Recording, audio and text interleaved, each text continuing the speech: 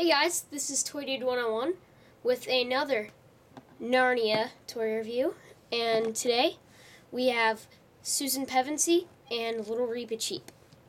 So first we're going to move on to the packaging. It's got a nice design and a pop-out little picture of Aslan, Susan Pevensey and Reepicheep, and then there's a nice little picture of Susan there. And then it'll tell you about Real Battle Action and Narnia Prince Caspian. Okay, so let's move the figures and look at the back. Okay, it just shows you the figures within the line back here, and then it'll tell you something about Susan, and then it has a little logo, and it tells you instructions on how to work her. Okay, so let's move on to this figure. Detail. She looks really cool. I've been looking for her. She's one of the figures that I've been very looking forward to. You can see every single strand of hair. There's a little golden clip there in her hair. The quiver looks great. Chainmail, perfect. Her outfit's perfect, and you can even see the little gold lining in the dress, but it may look a little weird in the lighting. I got a comment on my King Miraz toy review that said the lighting needs to be better, so I tried to fix that. And let's move on to a little Reepicheep. He looks pretty good.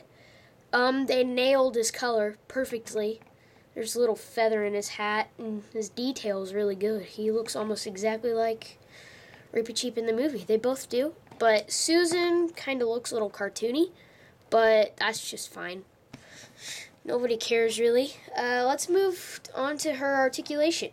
She moves her head just a little bit, like on a little ball joint right here, but it doesn't move very far because of that quiver right there.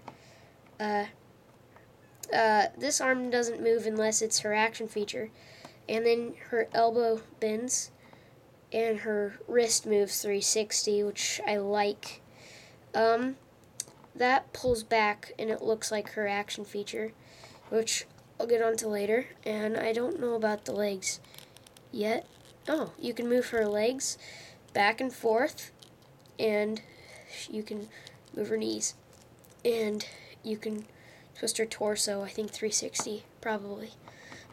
Okay, so let's move on to Reepicheep's articulation. I'm surprised at his articulation because he's so small. His head moves slightly, but it moves up, and it moves 360. And his arms move 360. I like that they stuck the rapier onto his hand instead, because otherwise you would lose it. And then his legs move up and a little bit back. Okay, so let's move on to Susan's action feature. You take her little accessory, which is her bow, right here. You can put the bow back here if you like to, like that or whatever, but you just have to push it. And, well, I wouldn't suggest that.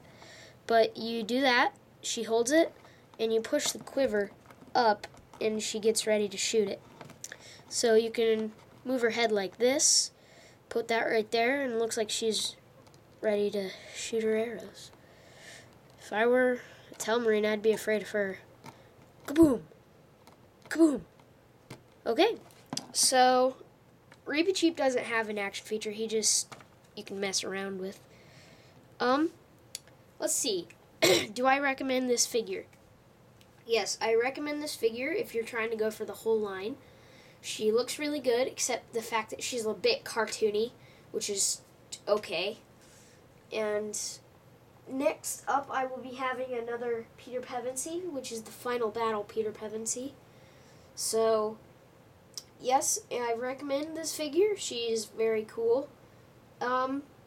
There's not much more to say except subscribe and get the figure. And this is Toy Dude 101. Thanks for watching.